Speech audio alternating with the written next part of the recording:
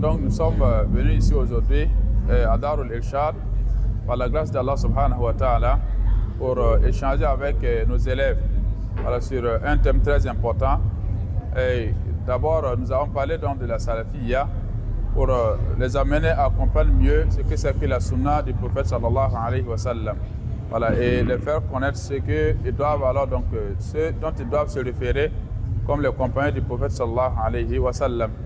Bon, ensuite, nous avons parlé également aussi des comportements qu'il faut avoir lorsqu'il tu es en face d'un prétendant. Surtout que parmi les sœurs, il y a des sœurs qui ont l'âge de se marier, alors que nous voyons aujourd'hui qu'il y a des dérives au niveau donc, des jeunes sœurs. Donc nous avons parlé également donc, des comportements qu'il faut vraiment observer. Alors donc, lorsque elles font face alors à un prétendant. Quels sont les critères d'un bon prétendant? Quelles sont les erreurs qu'il faut vraiment éviter? Nous avons parlé également aussi du voile islamique. Quel est le voile d'une sœur? Le sœur doit se voiler donc comment? Alors en se basant sur le Coran et la Sunna.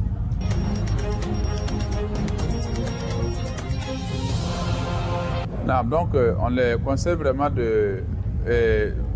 d'écouter, de lire beaucoup, parce qu'il y a des documents islamiques qui sont écrits par des savants et traduits en langue française. Elles peuvent effectivement donc lire tout ça et qu'elles essaient vraiment donc d'écouter bien les conseils donc de leurs enseignants dans les classes. Et on les demande également aussi que le peu qu'elles ont appris ici, le peu qu'elles ont eu à écouter, d'aller effectivement mettre ça en application. Et que toute une chacune qui était dans des erreurs de compréhension et les écarts de compréhension dans lesquels elles étaient, qu'elles essaient vraiment de se rattraper, de revenir effectivement à ce qui est juste par la grâce d'Allah subhanahu wa ta'ala.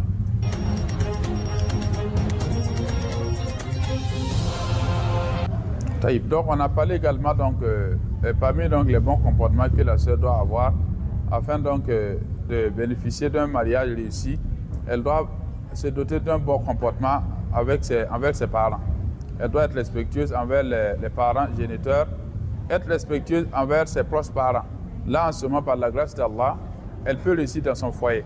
Et tout prétendant qui vient vers elle aussi, les parents doivent s'assurer que c'est un homme qui est respectueux aussi envers ses parents.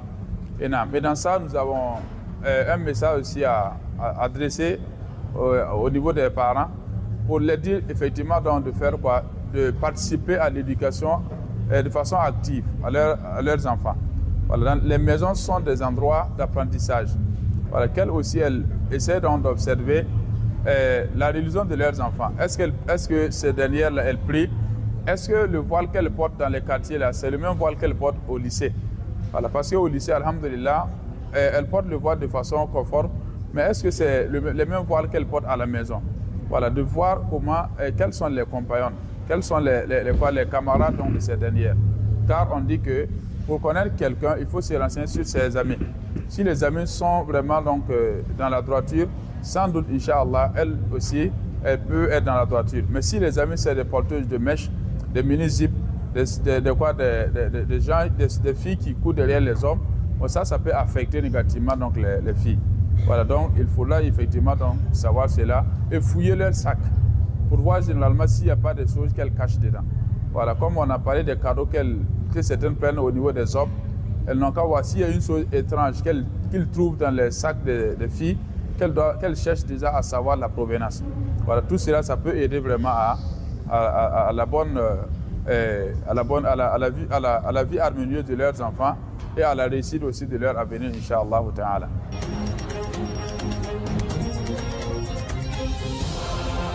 Alhamdulillah, il faut dire que ce matin, nous avons organisé une journée islamique. C'est une activité qui rentre dans l'organisation de notre programme scolaire.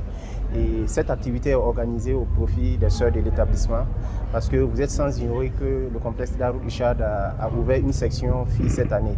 Donc du coup, c'est pour dire que de façon mensuelle et bimensuelle, nous organisons des activités comme ça qui va permettre aux sœurs de l'établissement de pouvoir apprendre leur religion et apprendre aussi davantage parce que ce n'est pas évident qu'on peut tout apprendre en classe.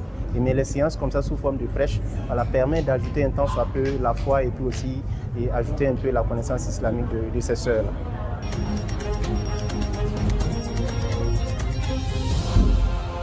Alhamdulillah, vous posez la question de savoir pourquoi aujourd'hui l'activité que nous avons organisée a été organisée uniquement au profit des sœurs uniquement. Il faut dire qu'on a des garçons et des sœurs dans l'établissement et au niveau des garçons aussi, on organise ce genre d'activités et comme on l'a fait aussi aujourd'hui pour les sœurs, dans les jours à venir, Inch'Allah, vous allez aussi peut-être voir une activité pareille, journée islamique voilà, pour les garçons. Il faut dire que c'est un programme qui fait partie de notre programme scolaire, Inch'Allah.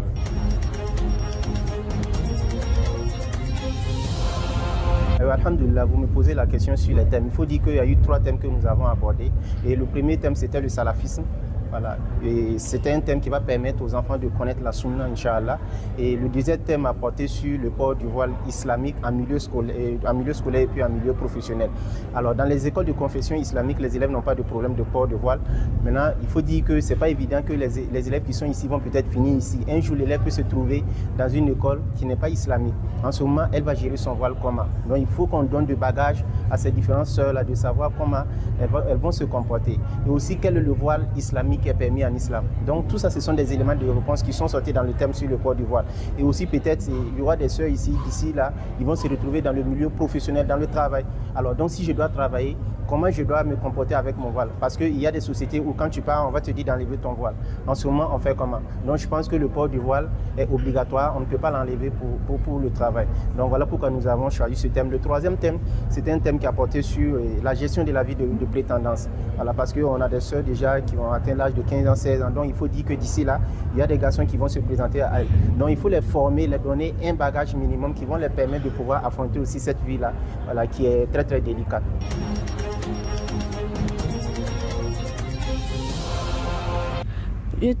Nous trouvons que cette journée islamique est la bienvenue.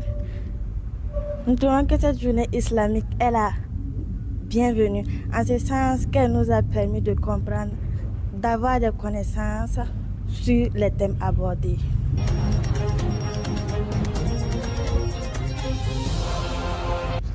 Tout d'abord, on a abordé le salafisme. Ensuite, on a vu le port de voile en milieu scolaire et professionnel. Et enfin, on a abordé la gestion de la vie de prétendance.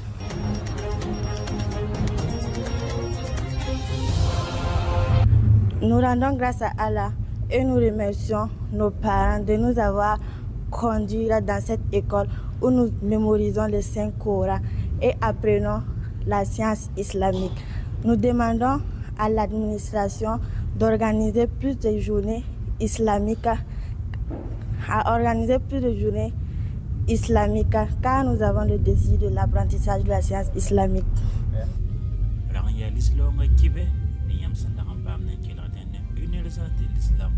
حي على الفلاح.